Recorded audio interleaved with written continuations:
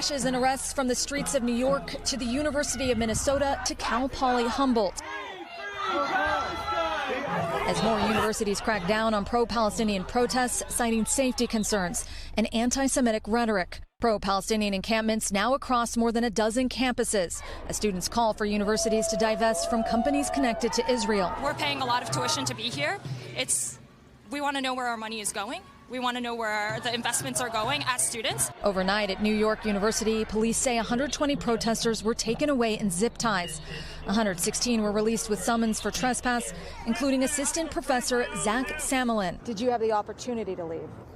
I did have the opportunity to leave, yes, but what I did instead was I linked arms with my colleagues on the faculty of New York University in order to protect our students from the police. The university said many of the protesters were not affiliated with the school and that they'd witnessed disorderly, disruptive, and antagonizing behavior, pointing to intimidating chants and several anti-Semitic incidents reported. The days of protests following congressional testimony from Colombia's president, creating a new flashpoint between free speech and hate speech. Why do you believe they stopped this protest?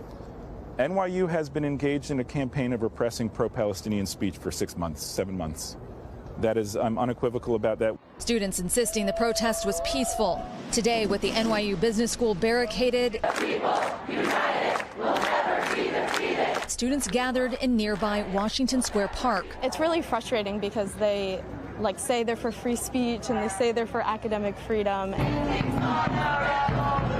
At nearby Columbia University, classes are being offered online the rest of the year. The pro-Palestinian encampment still standing following last week's mass arrests. It's not safe. Associate Professor Hagar Shamali says the university needs to do more for Jewish students to feel safe. It shouldn't be that we have to shut down classes and go virtual and force us to stay home and encourage Jewish students to stay home because the protesters have created an unsafe environment.